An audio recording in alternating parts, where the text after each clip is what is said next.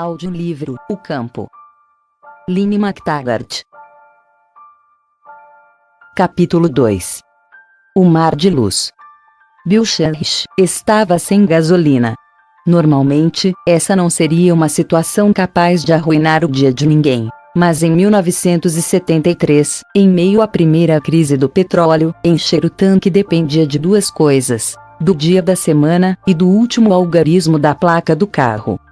As pessoas cujos carros tinham placas terminadas em número ímpar tinham permissão para encher o tanque às segundas, quartas ou sextas-feiras. As placas pares ficavam com as terças, quintas e sábados, e o domingo era um dia de descanso, sem gasolina. A placa de Bill era ímpar, e o dia era terça-feira, o que significava que, independentemente de onde ele precisasse ir, por mais importante que fossem as suas reuniões, ele estava preso em casa, refém de alguns potentados do Oriente Médio e da OPEP. Mesmo que o número de sua placa fosse compatível com o dia da semana, ele teria que ficar 2 horas em filas, que zigue-zagueavam ao redor de esquinas por muitos quarteirões. E isso se ele conseguisse encontrar um posto de gasolina que ainda estivesse aberto. 2 anos antes, houvera combustível suficiente para mandar Edgar Mitchell à Lua. Agora, metade dos postos de gasolina do país tinham falido.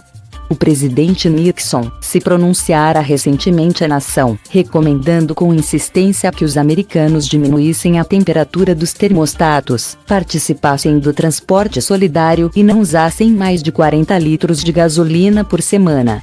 Foi pedido às empresas que reduzissem a iluminação à metade nas áreas de trabalho e desligassem as luzes nos corredores e depósitos. Washington daria o exemplo, mantendo apagada a tradicional árvore de Natal no jardim da Casa Branca. A nação, gorda e satisfeita, acostumada a consumir energia como comem cheeseburgers, estava em choque, obrigada, pela primeira vez, a restringir o consumo. Falava-se até em racionar os livros que estavam sendo impressos. 5 anos depois, Jimmy Carter chamaria esse período de equivalente moral da guerra. E foi o que isso pareceu para a maioria dos americanos de meia-idade, que não precisavam racionar nada desde a Segunda Guerra Mundial. Bill voltou furioso para dentro de casa e pegou o telefone para se queixar com Hal Puthoff. Hal, um físico com especialização em lasers, atuava com frequência como uma espécie de alter ego científico de Bill. "Tem que haver uma maneira melhor", gritou Bill, frustrado. Hal concordou que estava na hora de começar a procurar algumas alternativas para o combustível fóssil, algo além do carvão, da madeira e da energia nuclear. "Mas o que mais existe?", perguntou Bill. Hal recitou uma ladainha com as atuais possibilidades. Havia energia fotovoltaica usando células solares, as células de combustível, ou as baterias à água, uma tentativa de converter o hidrogênio da água em eletricidade na célula. Também havia o vento, os refugos industriais, e até mesmo o metano. Mas nenhum deles, nem mesmo os mais exóticos, estavam se revelando sólidos ou realistas. Bill e Hal concordaram que de fato era necessária uma fonte inteiramente nova. Um suprimento de energia barato, inesgotável, talvez ainda não descoberto. A conversa dos dois, com frequência, se desviava para esse tipo de orientação especulativa. Hal apreciava principalmente a tecnologia de vanguarda. Quanto mais futurista, melhor. Ele era mais um inventor do que um físico comum, e aos 35 anos de idade já tinha a patente de um laser infravermelho sintonizável. Hal era um homem que, em grande parte, vencera pelo próprio esforço, tendo custeado os próprios estudos depois que o pai morreu quando ele estava no início da adolescência. Formara-se pela Universidade da Flórida, em 1958, ano seguinte ao do lançamento do Sputnik 1, mas atingira a maioridade durante o governo Kennedy. À semelhança de muitos rapazes de sua geração, levou a sério a principal metáfora de Kennedy, que dizia que os Estados Unidos deviam partir em direção a uma região inexplorada. ao longo dos anos, e mesmo depois de o programa espacial americano ter desaparecido gradualmente devido tanto à falta de interesse quanto à ausência de financiamentos, Hall conservaria um idealismo humilde a respeito do seu trabalho e do papel fundamental que a ciência desempenhava no futuro da humanidade. Hall acreditava que a ciência impulsionava a civilização.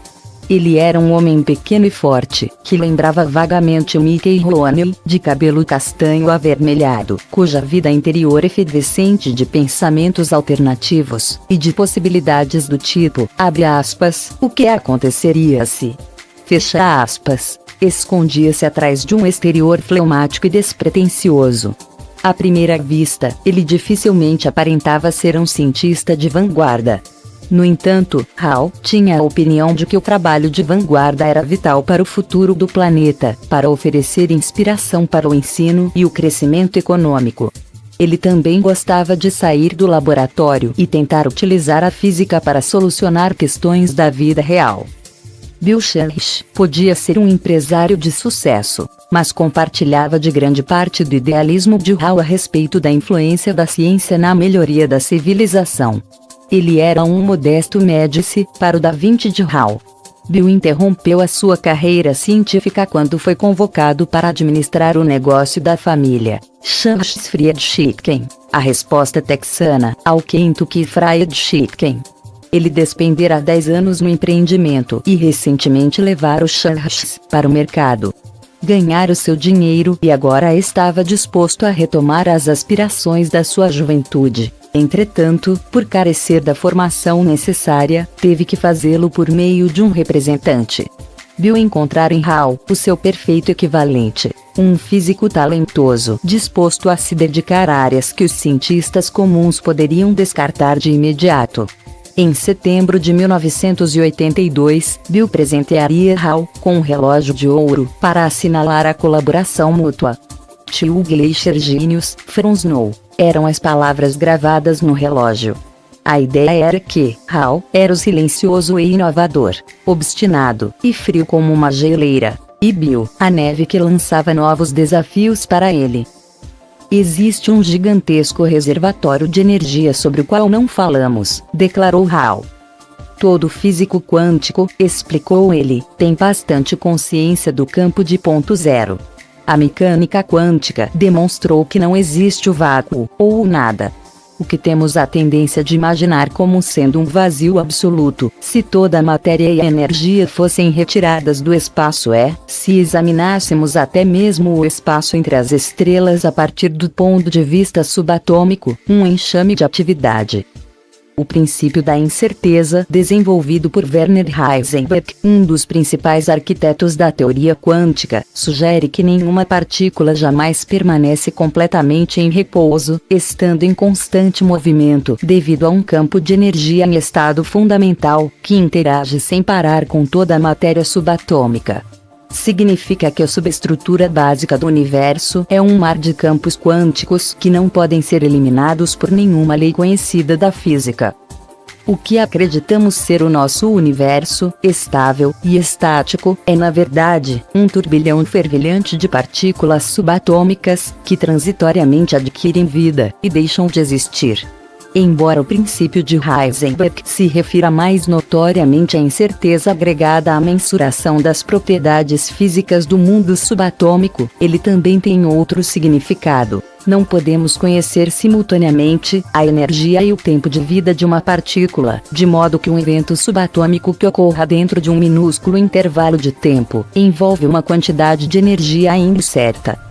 Basicamente, devido às teorias de Einstein e à sua famosa equação, E é igual a m vezes c ao quadrado, que relaciona a energia à massa, todas as partículas elementares interagem umas com as outras trocando energia por meio de outras partículas quânticas, que acredita-se que surjam do nada, combinando-se e aniquilando umas às outras, em menos de um instante, 10 elevado a menos 23 segundos, para ser exata, causando flutuações aleatórias de energia, sem nenhuma causa aparente.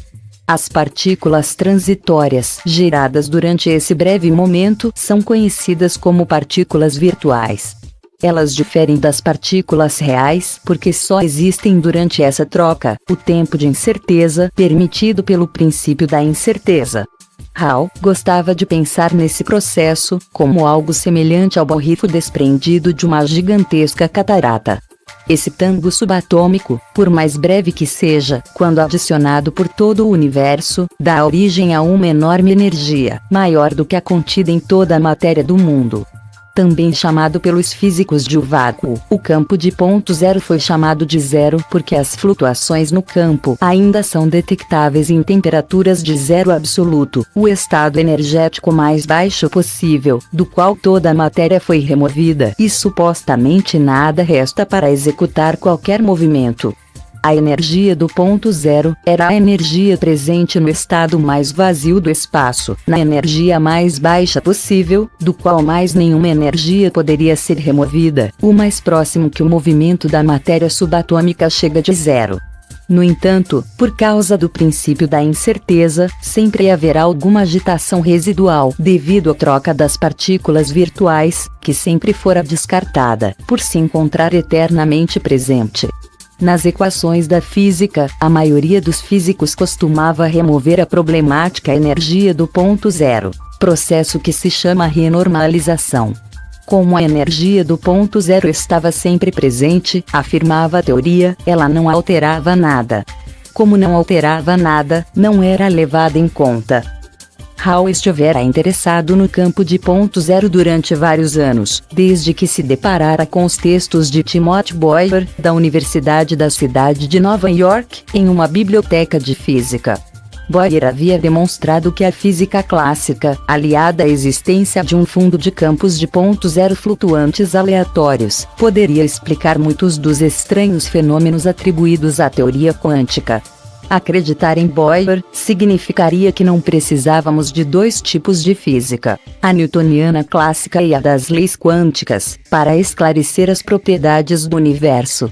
Poderíamos explicar tudo o que acontecia no mundo quântico por meio da física clássica, desde que levássemos em conta o campo de ponto zero. Quanto mais Hall pensava no assunto, mais convencido ficava de que o campo de ponto zero satisfazia todos os critérios que ele estava procurando. Era livre, ilimitado, e não poluía. O campo de ponto zero poderia simplesmente representar uma vasta fonte de energia não aproveitada. Se pudéssemos utilizar isso de alguma maneira, disse Hall, Bill, poderíamos até prover energia para naves espaciais. Bill adorou a ideia e se ofereceu para financiar algumas pesquisas exploratórias. Não era a primeira vez que ele financiava os planos de Hall, já custeara planos ainda mais loucos. No entanto, de certo modo, era o momento apropriado para Hall. Aos 36 anos, ele estava com algumas questões não resolvidas. Seu primeiro casamento terminara. Ele havia acabado de escrever como coautor um livro que era um importante compêndio da eletrônica quântica. 5 anos antes, ele obtivera o seu doutorado em engenharia elétrica em Stanford e se distinguira na área dos lasers. Quando o mundo acadêmico se revelou tedioso, ele seguiu adiante, e nessa ocasião era pesquisador de lasers no Stanford Research Institute, SRI, um gigantesco mercado de pesquisas, na época associado à Universidade de Stanford. O SRI erguia-se como a sua própria vasta universidade de retângulos, quadrados, e disposições em Z, de prédios de 3 andares de tijolo vermelho, escondidos em uma sossegada esquina de Menlo Park, espremidos entre o seminário de St. Patrick, e a cidade com os telhados de telhas espanholas, representando a própria Universidade de Stanford. Ao mesmo tempo, o SRI era o segundo maior órgão de pesquisa do mundo, onde qualquer pessoa poderia estudar praticamente qualquer coisa, desde que conseguisse os recursos financeiros necessários para tal. Hall dedicou vários anos à leitura de literatura científica e à execução de alguns cálculos elementares. Examinou outros aspectos correlatos do vácuo e da relatividade geral, de uma maneira mais fundamental. Hall, que tinha tendência a ser taciturno, procurava manter-se dentro dos limites do puramente intelectual, mas de vez em quando não conseguia evitar que sua mente avançasse de maneira vertiginosa. Embora esses fossem os primeiros dias, Hall sabia que tropeçara em algo extremamente importante para a física. Tratava-se de um incrível avanço, possivelmente até uma maneira de aplicar a física quântica ao mundo em larga escala, ou talvez fosse uma ciência de todo nova. Isso estava além dos lasers ou de qualquer outra coisa que ele já havia feito até então. Ele se sentia um pouco como se fosse Einstein descobrindo a relatividade. Com o tempo, Hall compreendeu com exatidão o que tinha nas mãos. Estava prestes a descobrir que a nova física do mundo subatômico talvez estivesse errada, ou pelo menos precisasse de uma drástica revisão. De certo modo, a descoberta de Hall não foi uma descoberta, mas uma situação que os físicos aceitavam como verdade absoluta desde 1926 e a descartavam como irrelevante. Para o físico quântico, ela é um contratempo a ser retirado e desprezado. Para o religioso ou místico, é a ciência comprovando o milagroso. O que os cálculos quânticos demonstram é que nós e o nosso universo respiramos em algo que corresponde a um mar de movimento, um mar quântico de luz. Segundo Heisenberg, que desenvolveu o princípio da incerteza em 1927, é impossível conhecer todas as propriedades de uma partícula ao mesmo tempo, como sua posição e seu momentum, devido ao que parecem ser flutuações inerentes na natureza. O nível de energia de qualquer partícula conhecida não pode ser determinado com precisão porque está sempre mudando. Parte desse princípio também estipula que nenhuma partícula subatômica pode ser levada a um repouso completo, pois ela sempre possuirá um minúsculo movimento residual. Os cientistas sabem há muito tempo que essas flutuações são responsáveis pelo ruído aleatório dos receptores de micro-ondas ou dos circuitos eletrônicos, limitando o nível ao qual os sinais podem ser amplificados. Até mesmo as lâmpadas fluorescentes tubulares dependem das flutuações do vácuo para operar. Imagine pegar uma partícula subatômica carregada e anexá-la a uma pequena mola sem atrito, como os físicos gostam de fazer para calcular suas equações. Ela deverá saltar para cima e para baixo durante algum tempo, e depois, a uma temperatura de zero absoluto, parar de se mover. O que os físicos, a partir de Heisenberg, descobriram é que a energia no campo de ponto zero continua a atuar sobre a partícula, de modo que ela nunca atinge a posição de repouso, permanecendo a se movimentar ininterruptamente sobre a mola. Para rebater as objeções de seus contemporâneos, que acreditavam no espaço vazio, Aristóteles foi uma das primeiras pessoas a sustentar que o espaço era na verdade um plenum, uma estrutura de fundo repleta de coisas.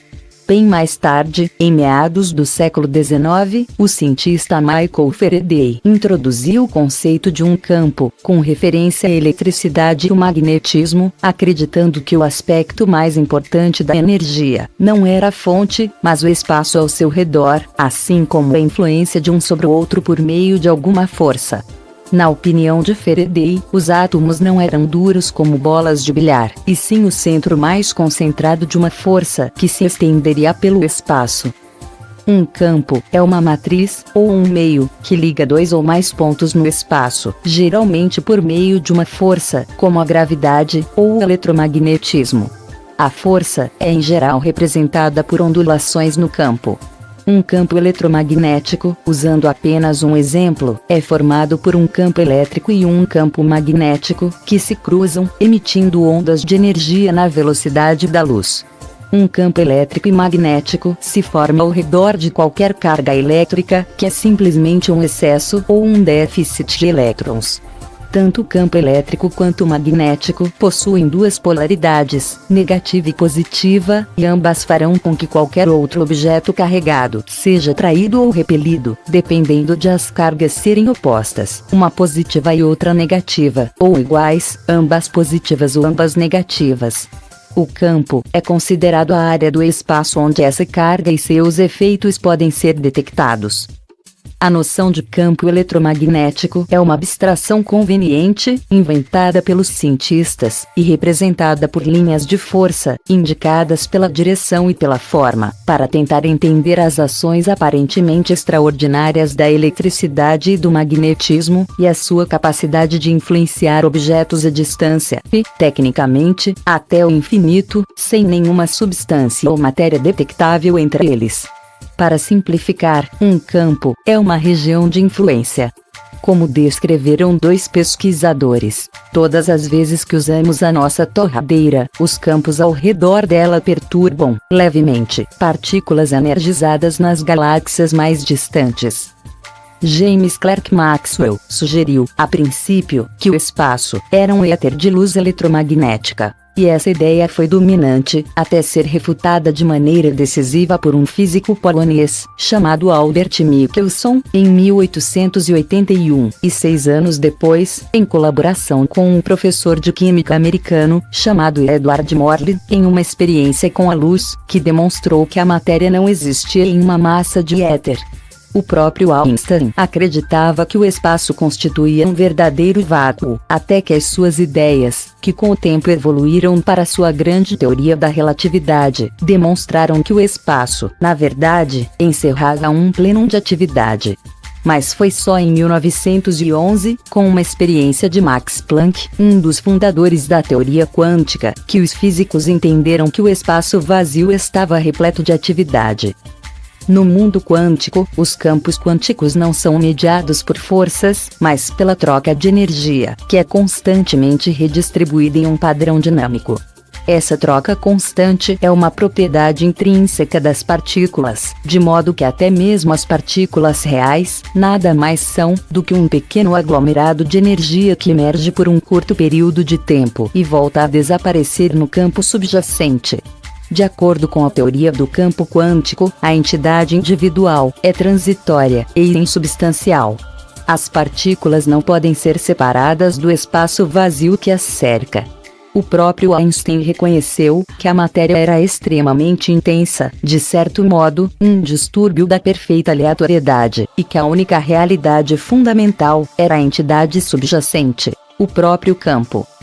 As flutuações no mundo atômico correspondem a um incessante passar da energia de um lado para o outro, como uma bola em um jogo de ping-pong. Essa troca de energia é análoga a emprestar um centavo para alguém. Ficamos um centavo mais pobres e a outra pessoa um centavo mais rica, até que ela paga o centavo de volta e os papéis se invertem. Esse tipo de emissão e a reabsorção das partículas virtuais ocorrem não só entre fótons e elétrons, mas em todas as partículas quânticas do universo.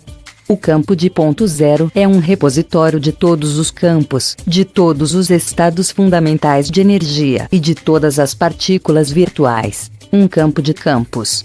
Toda troca de cada partícula virtual irradia energia. A energia do ponto zero, em qualquer transação particular em um campo eletromagnético, é inimaginavelmente minúscula, a metade de um fóton. Mas se somarmos todas as partículas de todas as variedades no universo, que estão constantemente adquirindo vida e deixando de existir, nos vemos diante de uma vasta e inexaurível fonte de energia, igual ou maior do que a densidade de energia em um núcleo atômico. Discretamente posicionada em segundo plano no espaço vazio à nossa volta, como um pano de fundo difuso e sobrecarregado. Foi calculado que a energia total do campo de ponto zero excede toda a energia da matéria por um fator de 10 elevado a 40, ou 1 seguido de 40 zeros.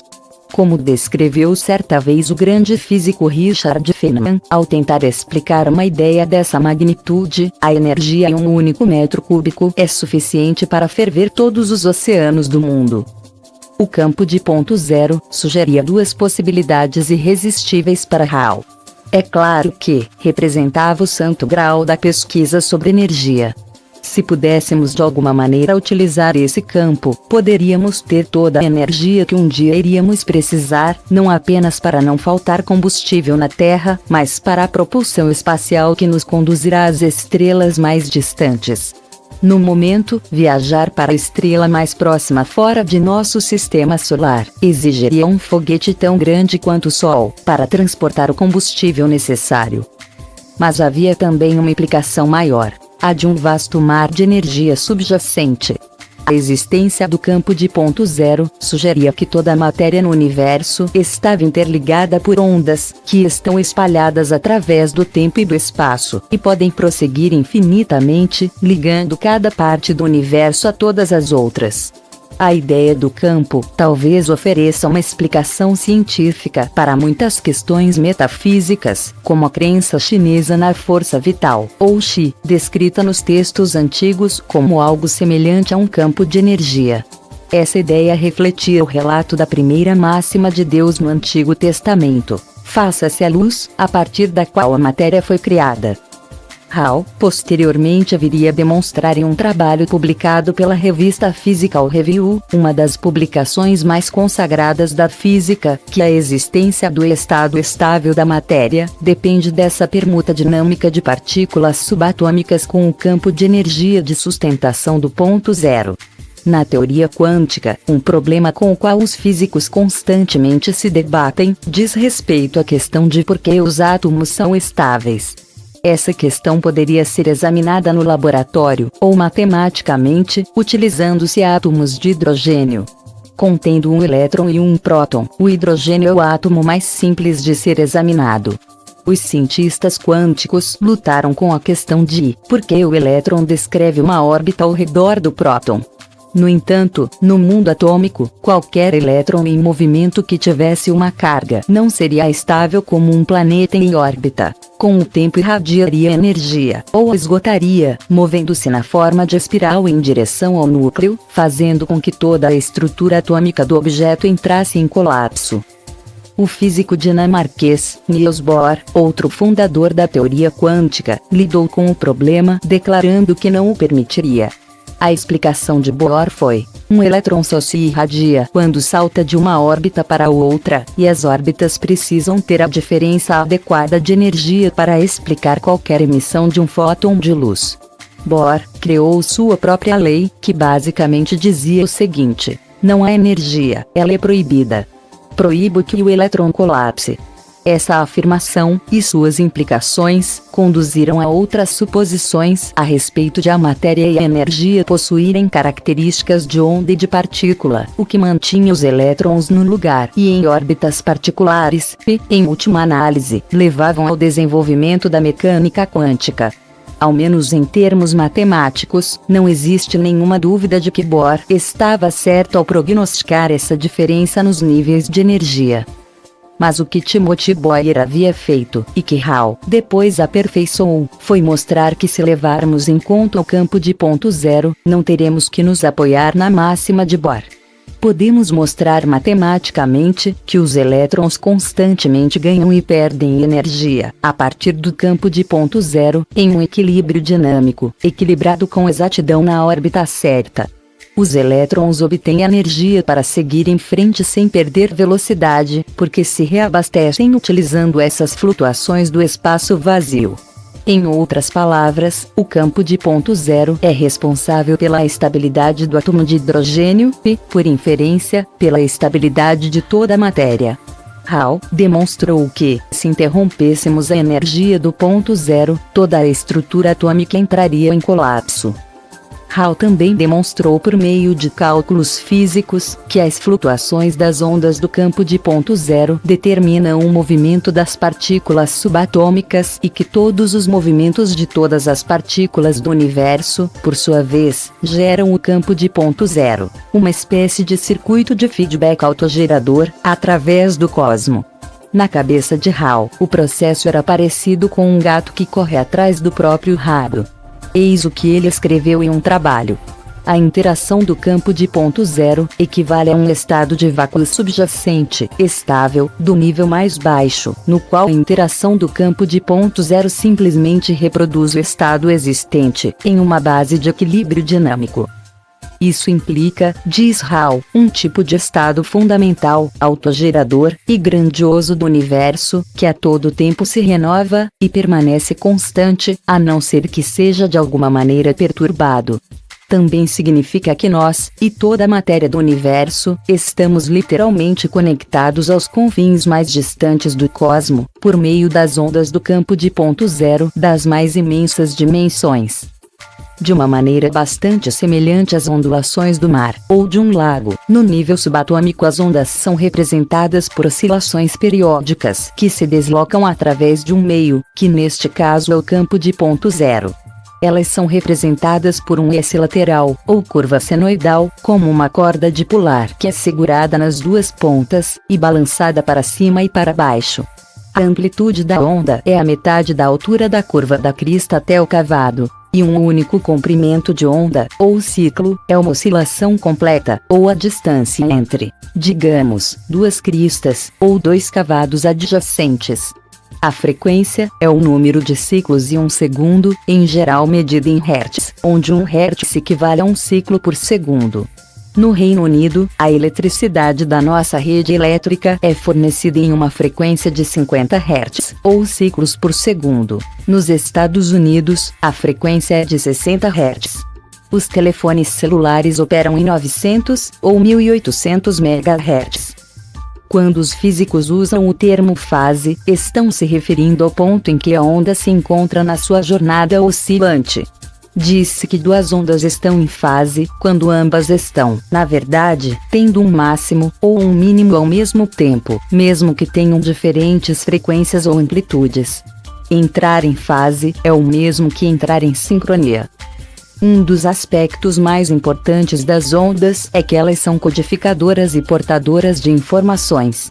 Quando duas ondas estão em fase e coincidem parcialmente uma com a outra, o que é chamado de interferência, a amplitude combinada das ondas é maior do que cada amplitude individual. O sinal fica mais forte. Isso equivale a uma impressão ou troca de informações, chamada interferência construtiva. Se uma está chegando ao máximo e a outra ao mínimo, elas tendem a se neutralizar mutuamente, processo que se chama interferência destrutiva. Depois que colidem, cada onda passa a conter informações a respeito da outra, sob a forma de codificação de energia, além das outras informações que já continha. Os padrões de interferência correspondem a uma constante acumulação de informações, e as ondas possuem uma capacidade quase infinita de armazenamento. Se toda a matéria subatômica do mundo está constantemente interagindo com esse campo de energia do estado fundamental ambiente, as ondas subatômicas do campo estão a todo momento gravando um registro da forma de tudo. Na qualidade daquele que precede e registra todos os comprimentos de onda, e todas as frequências, o campo de ponto zero é uma espécie de sombra do universo para todos os tempos, uma imagem especular e um registro de tudo que já existiu. De certo modo, o vácuo é o início e o fim de tudo no universo. Embora toda a matéria esteja cercada pela energia do ponto zero, que bombardeia de maneira uniforme determinado objeto, houve casos em que os distúrbios no campo puderam ser mensurados.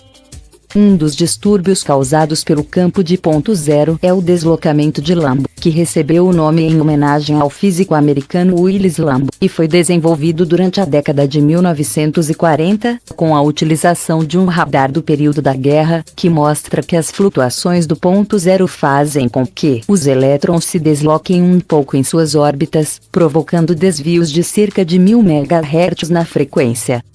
Outra ocorrência foi descoberta na mesma década, quando um físico holandês, chamado Hendrik Casimir, demonstrou que duas placas de metal, colocadas próximas uma da outra, formam uma atração que parece puxá-las para mais perto uma da outra. Isso acontece porque, quando duas placas são colocadas bem perto uma da outra, as ondas do ponto zero entre as placas ficam restringidas àquelas que essencialmente abarcam a lacuna. Como alguns comprimentos de onda do campo são excluídos, isso provoca um distúrbio no equilíbrio do campo e o resultado é um desequilíbrio de energia, com menos energia no intervalo entre as placas do que no espaço vazio do lado de fora. Essa maior densidade de energia faz com que as duas placas de metal se atraiam. Outra demonstração clássica do campo de ponto zero é o efeito Van der Waals, que também recebeu o nome em homenagem ao seu descobridor, o físico holandês Johannes Diederik van der Waals. Ele descobriu que forças de atração e repulsão atuam entre os átomos e moléculas, por causa da maneira como a carga elétrica é distribuída. E com o tempo descobriu-se que, uma vez mais, isso tem a ver com um desequilíbrio local no equilíbrio do campo. Essa propriedade permite que certos gases se transformem em líquidos. Também foi demonstrado que a emissão espontânea, quando os átomos decaem e emitem radiação sem nenhuma razão aparente, é um efeito do campo de ponto zero. Timothy Boyer, o físico cujo trabalho entusiasmou Puthoff, demonstrou que há muitas das propriedades do outro lado do espelho, referência ao famoso livro de Lewis Carroll, Alice através do espelho, a continuação de Alice no País das Maravilhas. Trata-se de uma analogia em que a matéria subatômica teria as mesmas propriedades do espelho de Alice, ou seja, quem o atravessasse seria instantaneamente transportado para um mundo onde as coisas funcionam segundo leis diferentes da matéria subatômica, com as quais os físicos se debatiam, e que resultaram na formulação de um conjunto de estranhas regras quânticas, poderiam facilmente ser explicadas na física clássica, desde que o campo de ponto zero fosse incluído como um fator. A incerteza, a dualidade onda-partícula, o movimento flutuante das partículas, tudo tinha a ver com a interação da matéria e o campo de ponto zero. Hall até mesmo começou a se perguntar se isso não poderia explicar o que continua a ser a mais misteriosa e exasperante das forças, a gravidade. A gravidade é a Waterloo da física. A tentativa de entender a base dessa propriedade fundamental da matéria e do universo tem atormentado os maiores gênios da física. O próprio Einstein, que foi capaz de descrever a gravidade de uma maneira bastante satisfatória por meio da sua teoria da relatividade, não conseguiu explicar qual era a origem dela. Ao longo dos anos, muitos físicos, inclusive Einstein, fizeram diversas tentativas. Tentaram atribuir à gravidade uma natureza eletromagnética, defini-la como uma força nuclear, ou até mesmo conferir um conjunto próprio de regras quânticas para ela, mas tudo foi inútil. Mais tarde, em 1968, o respeitado físico soviético Andrei Sakharov virou de cabeça para baixo a premissa habitual. E se a gravidade não fosse uma interação entre objetos, e sim um efeito residual? Falando de maneira mais clara, e se a gravidade fosse um efeito secundário do campo de ponto zero, causado por alterações no campo, motivadas pela presença da matéria? Toda a matéria no nível dos quarks e dos elétrons sacoleja, devido à sua interação com o campo de ponto zero. Uma das regras da eletrodinâmica é que uma partícula energizada flutuante emite um campo de radiação eletromagnético. Isso significa que, além do campo de ponto zero primário propriamente dito, existe um mar desses campos secundários. Estes últimos causam uma fonte atrativa entre duas partículas, fonte essa que Sakharov acreditava ter alguma relação com a gravidade. Hall começou a refletir sobre essa ideia. Se fosse verdade, os físicos estariam errados ao tentar estabelecer a gravidade como uma entidade autônoma. Em vez disso, ela deveria ser considerada uma espécie de pressão. Ele começou a pensar a gravidade como uma espécie de efeito Casimir de longo alcance, com dois objetos que bloqueavam algumas das ondas do campo de ponto zero, passando a ser atraídos um pelo outro, ou talvez ela fosse até mesmo uma força Van der Waals de longo alcance, como a atração de dois átomos situados a determinada distância. Uma partícula no campo de ponto zero começa a vibrar devido à sua interação com o mesmo. Duas partículas, além de possuírem suas próprias vibrações, são influenciadas pelo campo gerado por outras partículas, que também estão vibrando do seu modo particular. Por conseguinte, os campos gerados por essas partículas, que representam o escudo parcial do difuso campo de ponto zero do estado fundamental, causam a atração que chamamos de gravidade. Sakharov desenvolveu essas ideias apenas como uma hipótese. Puthoff foi mais adiante e começou a formulá-las matematicamente. Demonstrou que os efeitos gravitacionais eram totalmente compatíveis com o movimento da partícula do ponto zero, que os alemães tinham apelidado de Zitterbewegung, ou movimento trepidante. Relacionar a gravidade com a energia do ponto zero solucionou vários enigmas que confundiam os físicos há muitos séculos. Respondeu, por exemplo, a pergunta de por que a gravidade é fraca, e por que não pode ser neutralizada. O próprio campo de ponto zero, que sempre está presente, não pode ser neutralizado por completo. Explicou, também, porque podemos ter uma massa positiva, mas não uma negativa. Por fim, reuniu a gravidade às outras forças da física, como a força nuclear e o eletromagnetismo, formando uma teoria convincente e unificada, algo que os físicos sempre estiveram ansiosos por fazer, mas que nunca haviam conseguido. Hall publicou a sua teoria da gravidade e obteve aplausos educados e comedidos. Embora ninguém tenha se apressado em reproduzir os seus dados, ao menos ele não foi ridicularizado. Embora o que tivesse escrito contrariasse fundamentalmente a base da física do século XX. A física quântica afirma que uma partícula pode ser simultaneamente uma onda, a não ser que seja observada, e em seguida mensurada, momento em que todas as suas possibilidades colapsam em uma entidade fixa. Já a teoria de Hall diz que uma partícula é sempre uma partícula, e seu estado apenas parece indeterminado porque ela está constantemente interagindo com esse campo de energia no segundo plano. Outra qualidade de partículas subatômicas, como os elétrons, que é considerada um dado básico na teoria quântica, é a não localidade, a misteriosa ação à distância de Einstein. Essa qualidade também pode ser explicada pelo campo de ponto zero.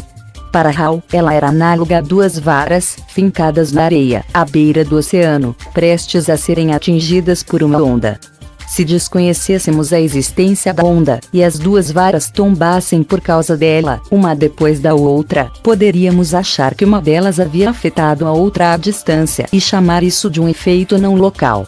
Mas e se flutuações do ponto zero fossem um mecanismo subjacente que atuasse sobre entidades quânticas e fizesse com que uma entidade afetasse a outra? Se isso fosse verdade, significaria que cada parte do universo poderia estar instantaneamente em contato com todas as outras. Enquanto dava seguimento ao seu trabalho no SRI, Hall montou um pequeno laboratório em Pescadeiro, nos contrafortes do litoral norte da Califórnia, dentro da casa de Ken Shoulders, um brilhante engenheiro pesquisador que ele conhecia havia anos e a quem contratara recentemente para ajudá-lo. Hall e Ken começaram a trabalhar na tecnologia de carga condensada, uma versão sofisticada de quando esfregamos o pé no tapete e depois levamos um choque quando tocamos em algum objeto de metal. Os elétrons se repelem e não gostam de ser colocados muito perto uns dos outros. Entretanto, é possível agrupar com firmeza a carga eletrônica se inserirmos no cálculo o campo de ponto zero, o qual, em algum ponto, começará a juntar os elétrons como se fosse uma minúscula força de Casimir. Isso nos permite desenvolver instrumentos eletrônicos em espaços muito pequenos. Hall e Ken começaram a produzir aparelhos que usavam essa energia e depois patenteavam as descobertas. Com o tempo, inventaram um dispositivo especial, que conseguia encaixar um dispositivo de raios-x na extremidade de uma agulha hipodérmica, possibilitando que os profissionais da área médica tirassem fotografias de partes do corpo situadas em fendas minúsculas. Depois, desenvolveram um dispositivo de radar gerador de sinal de alta frequência que possibilitava que o radar fosse gerado a partir de uma fonte que não era maior do que um cartão de crédito. Eles mais tarde estariam entre os primeiros a projetar uma televisão de tela plana, com a largura de um quadro pendurado na parede. Todas as patentes foram aceitas, com a explicação de que a suprema fonte de energia parece ser a radiação do ponto zero do continuum do vácuo. As descobertas de Hall e Ken receberam um impulso inesperado quando o Pentágono, que classifica as novas tecnologias em ordem de importância para a nação, relacionou a tecnologia de carga condensada, como era chamada na época a pesquisa da energia do ponto zero, como item número 3 na lista de assuntos nacionais essenciais, vindo depois apenas dos bombardeiros invisíveis e da computação óptica. Um ano mais tarde, a tecnologia de carga condensada avançaria para a segunda posição. O Interagency Technological Assessment Group estava convencido de que Hall estava trabalhando em algo importante para o interesse nacional e que o aeroespaço só poderia ser mais bem desenvolvido se fosse possível extrair energia do vácuo. Com o governo dos Estados Unidos apoiando seu trabalho, Puthoff e Shoulders puderam escolher entre um leque de empresas privadas dispostas a financiar as pesquisas deles. Em 1989, por fim aceitaram a oferta da Boeing, que estava interessada no minúsculo dispositivo de radar deles, e planejava financiar o desenvolvimento do mesmo, como parte de um grande projeto. Este último definhou por alguns anos, e depois a Boeing deixou de ter os recursos financeiros necessários. Quase todas as outras companhias exigiam um protótipo em escala natural antes de começar a financiar o projeto. Hall decidiu criar a sua própria empresa para desenvolver o dispositivo de raios-x. Chegou a percorrer metade do caminho nessa direção, mas lhe ocorreu que estava prestes a fazer um desvio indesejável. Hall poderia ganhar muito dinheiro, mas ele só estava interessado no projeto por causa do dinheiro que poderia usar para financiar a sua pesquisa em energia. Ele calculou que fundar e administrar a sua empresa tomaria pelo menos 10 anos de sua vida, assim como um negócio de família de Bill consumir uma década da vida dele. Era bem melhor, raciocinou Hall, simplesmente procurar um financiamento para a pesquisa da energia propriamente dita. Naquele momento, Hall tomou uma decisão. Manteria sua mente voltada para o objetivo altruísta com o qual começara, e com o tempo apostaria todas as suas fichas nele.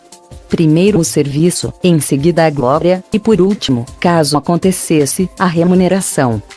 Hall esperaria quase 20 anos, para que outra pessoa reproduzisse e expandisse suas teorias.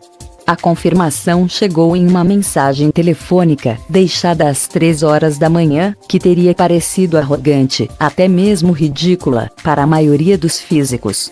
Bernie Reich estivera concluindo alguns detalhes finais em seu escritório, em Lockwood, Palo Alto, preparando-se para se dedicar a uma bolsa de pesquisa que conseguira no Instituto Max Planck, em Garching, Alemanha. Bernie era um astrofísico que aguardava ansioso pela última parte do verão, que passaria fazendo pesquisas sobre a emissão de raios-x pelas estrelas, e achava que tinha tido sorte por ter conseguido essa oportunidade. Bernie era um híbrido estranho. Tinha uma postura formal e cautelosa no trabalho, que camuflava uma expressividade que encontrava seu esquadro escrevendo canções folclóricas. No laboratório, contudo, ele era tão pouco inclinado a exageros quanto seu amigo colombiano Alfonso Rueda, respeitado físico e especialista em matemática aplicada da Universidade do Estado da Califórnia, em Long Beach, que deixara a mensagem. Os físicos dificilmente eram famosos por terem algum senso de humor em relação ao trabalho deles, e o Rueda era um homem quieto e detalhista, com certeza pouco inclinado à presunção. Talvez aquela fosse uma pegadinha idealizada pelo colombiano. A mensagem deixada na secretária eletrônica de Reich dizia o seguinte: "Oh meu Deus, acho que acabo de deduzir, F igual M vezes A." Para um físico, uma pessoa fazer essa declaração era o mesmo que dizer que havia resolvido uma equação matemática que provava a existência de Deus. Neste caso, Deus era Newton, e F igual M vezes A, o primeiro mandamento. A fórmula F igual m vezes A é um princípio central da física, postulado em 1687 por Newton, em seu Principia, a Bíblia da Física Clássica, como a equação fundamental do movimento. Ele era tão crucial para a teoria da física, que era um dado básico, um postulado. Não era uma coisa demonstrável, era simplesmente algo que se supunha ser verdade e jamais era colocado em discussão. A força é igual à massa, ou a inércia multiplicada pela aceleração. Ou então, a aceleração que obtemos é inversamente proporcional à massa, para qualquer força considerada. A inércia, a tendência de os objetos ficarem quietos no lugar e terem dificuldade para entrar em movimento, e uma vez em movimento, terem dificuldade em parar, se opõe à nossa capacidade de aumentar a velocidade de um objeto. Quanto maior o objeto, mais força é necessária para fazer com que ele entre em movimento. A quantidade de esforço para arremessar uma mosca por muitos metros não fará um hipopótamo começar a sair do lugar. A questão era que não se demonstra matematicamente um mandamento. Ele é usado para se construir toda uma religião. Todos os físicos depois de Newton consideraram isso um pressuposto fundamental e construíram suas teorias e experiências com base nesse fundamento. O postulado de Newton havia definido a massa inercial e estabelecido o fundamento da mecânica física para os últimos 300 anos. Todos sabemos que ele é verdadeiro, embora ninguém pudesse de fato comprová-lo. E agora, Alfonso Rueda estava afirmando, na mensagem telefônica, que essa equação, a mais famosa da física depois de E igual m vezes c ao quadrado, era o resultado final de um complicado cálculo matemático, ao qual ele vinha laboriosamente se dedicando até altas horas da noite durante muitos meses. Ele enviaria os detalhes para Reich, na Alemanha. Embora estivesse envolvido com o trabalho do aeroespaço, Bernie Reich lera algumas dissertações de Haupttorff e se interessara pelo campo de ponto zero, em grande parte por ser uma possível fonte de energia para as viagens espaciais de longa distância. Bernie fora inspirado pelo trabalho dos físicos britânicos Paul Davies e William Hu, da University of British Columbia. Os dois haviam descoberto que, se nos deslocamos a uma velocidade constante através do vácuo, nada parece mudar. No entanto, assim que começamos a acelerar, o vácuo começa a parecer um mar morno de radiação de calor a partir da nossa perspectiva enquanto nos movemos.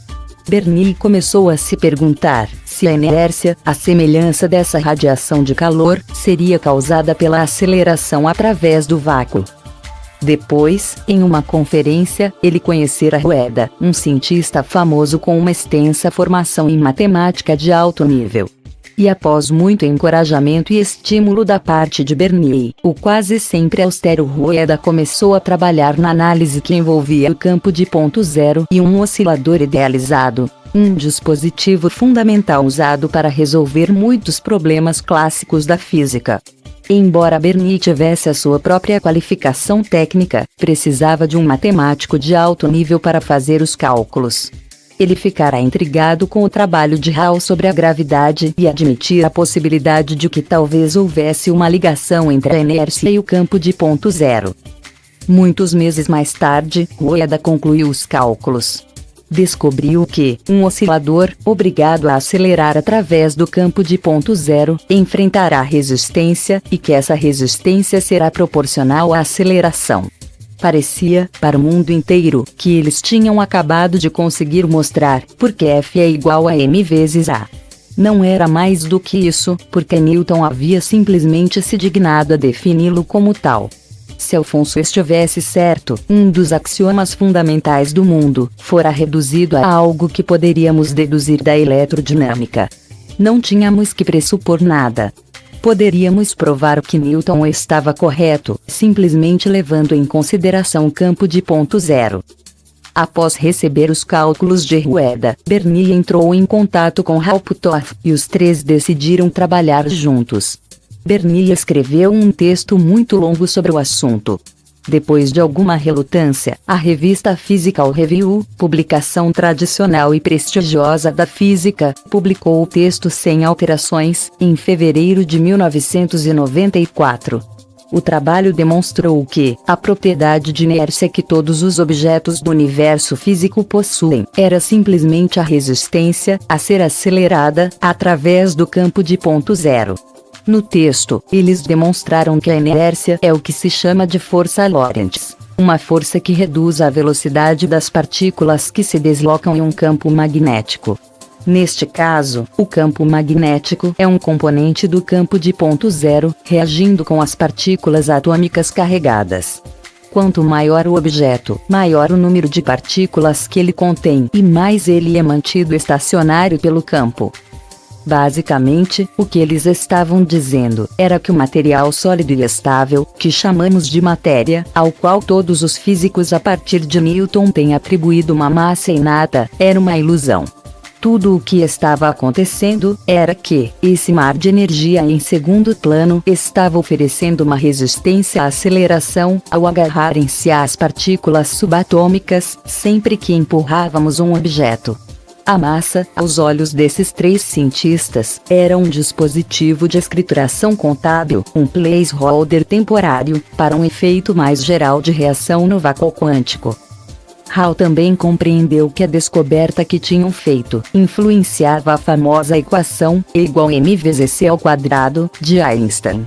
Esta equação sempre indicou que a energia, uma entidade física definida no universo, se transforma em massa, outra entidade física definida. Hall percebia agora que o relacionamento da massa com a energia era mais uma declaração a respeito da energia dos quarks e elétrons, no que chamamos de matéria, originada pela interação com as flutuações do campo de ponto zero. O que eles estavam querendo dizer, na linguagem bem educada e neutra da física, era que a matéria não é uma propriedade fundamental da física. A equação de Einstein era simplesmente uma receita para a quantidade de energia necessária para criar a impressão de massa. Significa que não existem duas entidades físicas fundamentais, uma coisa material e outra imaterial, mas apenas uma, a energia. Tudo em nosso mundo, qualquer coisa que seguremos na mão, por mais densa, pesada ou grande que seja, no nível mais fundamental, se reduz a um conjunto de cargas elétricas interagindo com um mar que está em segundo plano de campos eletromagnéticos e outros campos energéticos, uma espécie de força de atrito eletromagnética. Hall escreveria mais tarde que a massa não equivalia à energia, a massa era a energia. Ou então, de um modo ainda mais fundamental, não há nenhuma massa. Só existe a carga. O famoso escritor de ficção científica, Arthur Clarke, prognosticou mais tarde que a dissertação de Reich, Rueda e Puthoff seria um dia considerada um documento memorável. Ele aprovou a contribuição dos cientistas, criando uma espaçonave movida por um impulso que anulava a inércia, conhecido como o impulso de Sharp, um acrônimo para Sakharov, Reich, Alfonso Rueda e Puthoff. Eis o que Clarke escreveu ao justificar o fato de ter imortalizado a teoria deles. O texto aborda um problema que é tão fundamental que normalmente é aceito como uma verdade absoluta. Costuma-se dizer, com grande indiferença, o universo é assim. A pergunta que Reich, Rueda e Puthoff fizeram é a seguinte: o que confere massa ou inércia a um objeto, para que ele requeira um esforço para começar a se mover, e exatamente o mesmo esforço para ser devolvido ao seu estado inicial? A resposta temporária que eles deram depende do fato pouco conhecido, impressionante e extrínseco às torres de marfim dos físicos, de que o suposto espaço vazio é um caldeirão de energias em ebulição, o campo de ponto zero. Reich, Rueda e Puthoff propõem que tanto a inércia quanto a gravidade são fenômenos eletromagnéticos resultantes da interação com esse campo. Tem havido inúmeras tentativas, que remontam a Faraday, de associar a gravidade ao magnetismo, e embora muitos pesquisadores afirmem ter obtido sucesso, nenhum dos resultados jamais foi confirmado. Entretanto, se a teoria de Reich, Rueda e Puthoff puder ser comprovada, ela abrirá a perspectiva, por mais remota que seja, de os impulsos espaciais antigravitacionais, assim como a possibilidade ainda mais fantástica, de se controlar a inércia. Isso poderia conduzir a algumas situações interessantes. Se tocássemos delicadamente em alguém, a pessoa de imediato desapareceria a milhares de quilômetros por hora, até surgir do outro lado da sala 1 milésimo de segundo depois. A boa notícia é que os acidentes de trânsito seriam praticamente impossíveis. os automóveis e os passageiros poderiam se chocar a qualquer velocidade, sem sofrer qualquer dano. Em um artigo a respeito das futuras viagens espaciais que escreveu, Clarke disse o seguinte: se eu fosse um dos administradores da NASA, determinaria os meus subordinados mais jovens e brilhantes, sendo que ninguém com mais de 25 precisaria se candidatar, que observassem longa e objetivamente as equações de Puthoff. Mais tarde, Reich, Rueda e Daniel Colley, da IBM, publicariam um trabalho mostrando que o universo deve sua estrutura ao campo de ponto zero. Na opinião deles, o vácuo faz com que as partículas se acelerem, o que, por sua vez, as leva a se aglutinar em uma energia concentrada, ou no que chamamos de matéria. De certo modo, os membros da equipe Sharp fizeram o que Einstein não havia conseguido. Comprovaram uma das leis mais fundamentais do universo e encontraram uma explicação para um de seus maiores mistérios. O campo de ponto zero fora instituído como a base de uma série de fenômenos físicos fundamentais. Bernie Reich, com seus anos de NASA, estava voltado para as possibilidades abertas às viagens espaciais, tendo a inércia, a massa e a gravidade ligadas a esse mar de energia situado em segundo plano. Tanto ele como Hall obtiveram financiamento para desenvolver uma fonte de energia extraída do vácuo. No caso de Bernie Reich, as verbas vieram de um setor da NASA que estava ansioso para promover viagens espaciais. Se fosse possível extrair energia do campo de ponto zero, a partir de onde quer que estivéssemos no universo, não precisaríamos carregar combustível conosco. Poderíamos simplesmente içar as velas no espaço e recorrer ao campo de ponto zero, uma espécie de evento universal, sempre que precisássemos. Hall Puthoff demonstrara, em outra dissertação, também em coautoria com Daniel Colley, que, em princípio, nada havia nas leis da termodinâmica que excluíssem a possibilidade de que se extraísse energia do campo de ponto zero. A outra ideia era manipular as ondas do campo de ponto zero para que pudessem agir como uma força unilateral, empurrando o nosso veículo. Bernie imaginou que, em algum ponto do futuro, talvez fosse possível simplesmente ajustar nosso transdutor, transformador de ondas, e seguir em frente.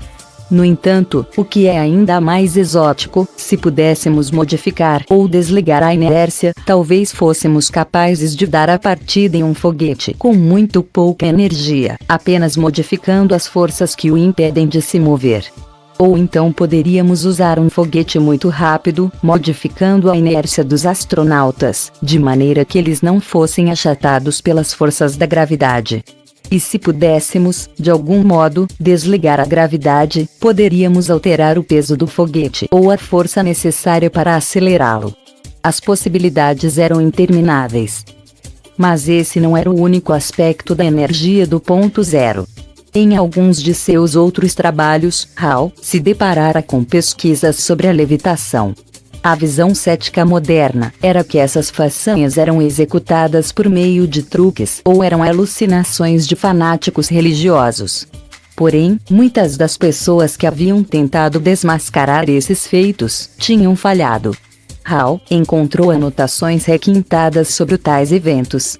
Para o físico que existia dentro dele, que sempre precisava desmontar uma situação considerada e examinar as partes, como fizera na juventude com os aparelhos usados pelos radioamadores, o que estava sendo descrito parecia ser um fenômeno relativístico.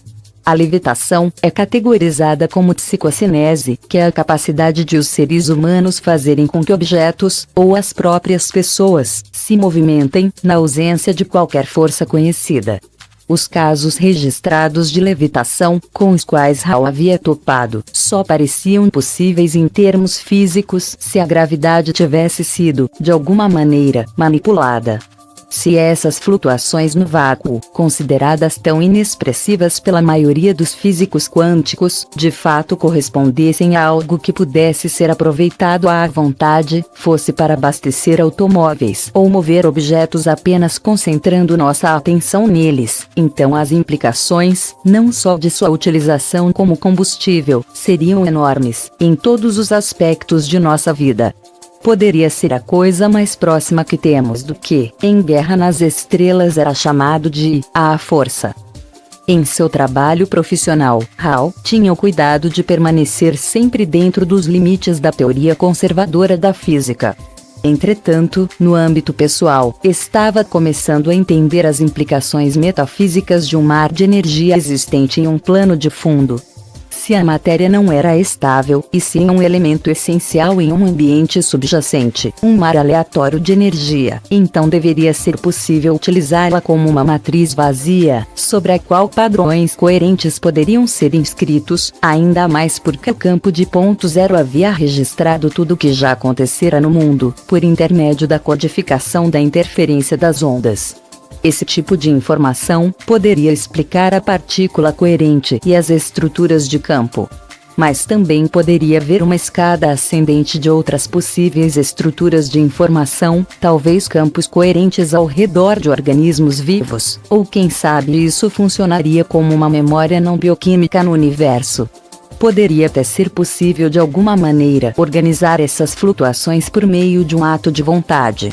Como Clarke escreveu, é possível que já estejamos fazendo uso disso de uma maneira bem diminuta, o que talvez explique alguns dos resultados anômalos, por Verunity, que hoje estão sendo relatados em muitos dispositivos experimentais, por técnicos aparentemente respeitáveis.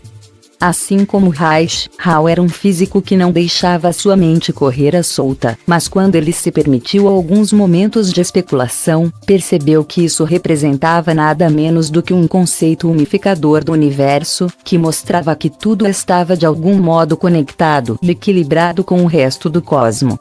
A moeda corrente do universo poderia ser a informação adquirida, estampada sobre esse campo fluido e mutável de informação.